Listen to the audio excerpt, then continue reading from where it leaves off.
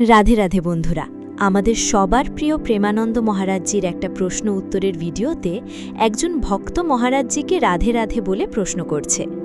মহারাজজি, যদি কোনো স্ত্রী তার স্বামীকে ধোঁকা দিয়ে অন্য কোনো পুরুষের সাথে সম্পর্কে জড়ায়, তখন সেই স্বামীর ঠিক কী করা উচিত এবং সেই স্ত্রীকে তার সাথে রাখা উচিত কিনা আমাকে বলুন এবং মনের সংসার দূর করুন। এই কথা শুনে মহারাজজি উত্তরে বলছেন, প্রথমে স্বামী যদি বুঝতে পারে যে তার স্ত্রী ধর্মের বিরুদ্ধাচরণ করে অন্য পুরুষের সাথে মেলামেশা করছে, তখন কিন্তু প্রথমেই রাগারাগি করা উচিত নয়, বরং প্রথমে তাকে অনেক ভালোবাসা দিয়ে পরিস্থিতিটা সামলানোর চেষ্টা করতে হবে। মহারাজজি বলছেন, আজকালকার দিনে এই ধরনের ভুলগুলো খুব সাধারণ একটা ব্যাপার হয়ে দাঁড়িয়েছে। এর কারণ হলো আমরা আজকালকার নতুন প্রজন্মের ছেলেমেয়েদেরকে না পারছি সঠিক ব্রহ্মচর্য সম্পর্কে কোনো শিক্ষা দিতে, আর না পারছি আমাদের ধর্ম সম্পর্কে সঠিক কোনো জ্ঞান দিতে। কারণ আজকের এই যে নতুন প্রজন্ম, তাদের অবস্থাটা অনেকটা এমন হয়ে গেছে যে আজ মন চাইল তো এই দোকানের জিনিস খেলাম, কাল অন্য হোটেলের খাবার খেলাম, আর পরশু আবার অন্য কোনো হোটেলের। ঠিক এইভাবেই তারা পবিত্র সম্পর্কগুলোকেও একটা সাধারণ বিনোদনের বিষয় বলে মনে করতে শুরু করেছে। মহারাজজি বলছেন, আমাদের ধর্মশাস্ত্রে যে এই ধরনের কাজগুলো সম্পূর্ণভাবে নিষেধ আছে, সেই কথাটা আজকের বাচ্চাদের কাছে ঠিকমতো পৌঁছচ্ছেই না। আর সেই জন্যই অনেক ছেলেমেয়ে পরে বলে যে তারা নাকি এই বিষয়টা জানতই না, আর না জেনেই তারা ভুল করে ফেলে। আবার কিছু মানুষ এমনও আছে যারা সব জেনেও অবহেলা করে, এই কথাগুলো শুনতেও চায় না এবং মানতেও চায় না। এরপর যখন সেই সব ছেলেমেয়েদের বিয়ের বয়স হয়, তখন তাদের পুরনো অভ্যাসগুলো থেকেই যায়। যেমন মহারাজজি একটা উদাহরণ দিয়ে বলছেন যে একবার একটা ছেলের সাথে তার পরিচয় হয়েছিল, আর সেই ছেলেটি মহারাজজিকে জানিয়েছিল যে তার আগে থেকেই 9 জন গার্লফ্রেন্ড ছিল। আর এই কথাগুলো আজকাল খুব বেশি করেই শুনতে পাওয়া যায়। অথচ আজ থেকে 30 কি 40 বছর আগে আমাদের গ্রামের দিকে সম্পর্কের মধ্যে একটা দারুণ পবিত্রতা ছিল।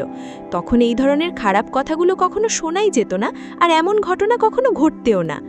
মহারাজজি আবার বলছেন, এখন সেই ছেলেটির যদি এতজন গার্লফ্রেন্ড থাকে, তবে সেই মেয়েগুলোরও নিশ্চয়ই অনেক বয়ফ্রেন্ড থাকবে, আর তাদের নিজেদের মধ্যে ঠিক কেমন সম্পর্ক সেটা তো আমরা কেউ জানি না।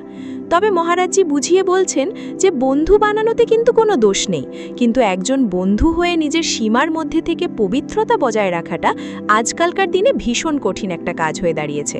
কারণ বড় বড় সাধু সন্ন্যাসীরা যারা নিজেদের ইন্দ্রিয়কে জয় করে সাধনার পথে চলেন, অনেক সময় তাদেরও ভুল হয়ে যাওয়ার সম্ভাবনা থাকে। আর যেখানে এই সাধারণ ছেলেমেয়েদের মধ্যে সাধনা করা বা ইন্দ্রিয় জয় করার কোনো ব্যাপারই নেই, সেখানে তারা যে সম্পূর্ণ পবিত্র থাকতে পারবে, সেটা মহারাজজির মতে একেবারে অসম্ভব একটা ব্যাপার। তাই বিয়ের আগেই যদি তাদের চরিত্র এমন খারাপ হয়ে যায়, তাহলে বিয়ের পর সেই পুরনো স্বভাবকে হঠাৎ করে আটকে যাওয়াটা সত্যিই খুব কঠিন। তখন সেই মেয়েটির স্বামী যতই দেখতে সুন্দর হোক না কেন, তার মনে ওই পুরনো চিন্তাভাবনাগুলো ফিরে আসবেই, কারণ এটাই তার স্বভাব হয়ে গেছে।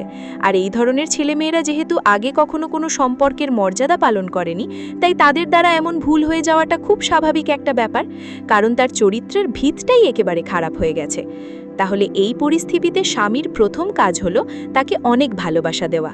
কিন্তু এখানে একটা কথা মনে রাখতে হবে, সেই স্বামীই কেবল স্ত্রীকে শুধরাতে পারবে যে নিজে সম্পূর্ণ সৎ। তাই স্ত্রীকে কিছু বলার আগে স্বামীকে নিজের দিকে তাকাতে হবে যে সে নিজে একপত্নী ব্রত পালন করছে কিনা, বা সে নিজে কখনো কোনো খারাপ কাজ করেছে কিনা। আর স্বামী নিজে সম্পূর্ণ সৎ থাকলে তবেই সে তার স্ত্রীকে অনেক আদর আর ভালোবাসা দিয়ে পরিস্থিতিটা সামলানোর চেষ্টা করবে। এরপর তাকে খুব শান্তভাবে বোঝাতে হবে যে তার এই কাজটা কতটা খারাপ। আর যে স্ত্রী তার স্বামীকে ধোঁকা দিয়ে অন্য পুরুষের সাথে সম্পর্কে জড়ায়, তাকে ভগবানের বিধানে রৌরব নরকে বছরের পর বছর ধরে অনেক কঠিন শাস্তি ভোগ করতে হয়। তাই স্বামী দেখতে খারাপও হলেও বা একটু অযোগ্য হলেও, সেই কারণে স্ত্রী যদি এমন খারাপ কাজ করে, তবে সেটা তার চরম শাস্তির দিকে নিয়ে যাবে, আর এটা তার নিজের জন্য খুব ক্ষতিকারক। তাই এরকম নারী বা পুরুষদের শুধরানোর জন্য আমাদের তাকে প্রচুর ভালোবাসা দেওয়ার ভীষণ প্রয়োজন। তাই তাকে বোঝাতে হবে এবং তার চাওয়া পাওয়াগুলোকে আমাদের গুরুত্ব দিতে হবে। তারপর মহারাজজি খুব সুন্দর একটা উদাহরণ দিয়ে বলছেন যে আমাদের শরীরের কোনো অঙ্গ খারাপ হয়ে গেলে আমরা তো ওষুধ দিয়ে সেটাকে সারিয়ে তোলার চেষ্টা করি, কিন্তু যখন এমন অবস্থা হয় যে পুরো শরীরে পচন ধরে যায়, তখন সেই অঙ্গটাকে কেটে বাদ দিতে হয়। ঠিক তেমনি যদি অনেকবার ভালোবাসা দিয়ে বোঝানোর পরেও সেই স্ত্রী বারবার ধর্মের বিরুদ্ধাচরণ করে, তবে আমাদের দেশের সংবিধানে তো বিবাহ বিচ্ছেদের ব্যবস্থা আছেই। তখন সেই আইনি পথ বেছে নেওয়া উচিত। আর এর জন্য অকারণে মারধর করার কোনো দরকার নেই। তখন তাকে পরিষ্কারভাবে বলে দিতে হবে যে তাকে অনেকবার বোঝানো হয়েছে, কিন্তু সে তবুও বারবার খারাপ পথে পা বাড়াচ্ছে। আর স্বামী যেহেতু ধর্মের পথে চলতে চায়, তাই সে তাকে নমস্কার জানিয়ে সম্পর্ক শেষ করতে পারে। এরপর থেকে সে তার নিজের পথ বেছে নিতে পারে। আর কাউকে নিজে হাতে শাস্তি দেওয়াটা আমাদের কাজ নয়। শাস্তি দেওয়ার অধিকার কেবল আইনের আছে। তাই প্রথমে ভালোবাসা দিয়ে বোঝানোর চেষ্টা করতে হবে, আর তাতেও কাজ না হলে সম্পর্কটা শেষ করে দেওয়াই ভালো। কিন্তু কোনো অবস্থাতেই স্ত্রীকে এমন কোনো অত্যাচার করা উচিত নয় যেটা আমাদের দেশের আইনের বিরুদ্ধে যায়। সবশেষে মহারাজজি ভগবানের নাম জপ করার কথা মনে করিয়ে দিয়ে বলছেন যে ভগবানের নামের মধ্যে এক বিশাল শক্তি লুকিয়ে আছে, আর যার মুখে সবসময় ভগবানের নাম স্মরণ হতে থাকে, তার কাজে মন বসুক বা না বসুক, সে এই নাম জপ করার সুফল অবশ্যই পাবে। তাই আমাদের সব সময় নিরন্তর ভজন করে যেতে হবে। মন না লাগলেও সেটার পরোয়া করলে চলবে না, কারণ যখন আমরা টানা অনেকক্ষণ ধরে ভগবানের নাম জপ করতে থাকি, তখন আমাদের মন ধীরে ধীরে ওই নামের সাথেই একদম মিশে যায়। তাই তোমরা যদি এই খারাপ রাস্তা থেকে বেরিয়ে আসতে চাও, তাহলে সব সময় ভগবানের নাম জপ করো। তাহলে বন্ধুরা, আজকের মতন এইটুকুই। আর এই ভিডিওটা যদি তোমাদের ভালো লেগে থাকে, তাহলে কমেন্ট বক্সে অবশ্যই রাধে রাধে লিখে দাও। আর প্রেমানন্দ মহারাজের হিন্দি ভিডিওগুলো এইভাবে বাংলায় শুনতে চাইলে এই চ্যানেলটিকে সাবস্ক্রাইব করে বেল আইকনটা অন করে দাও। তাহলে দেখা হবে পরের ভিডিওতে। রাধে রাধে।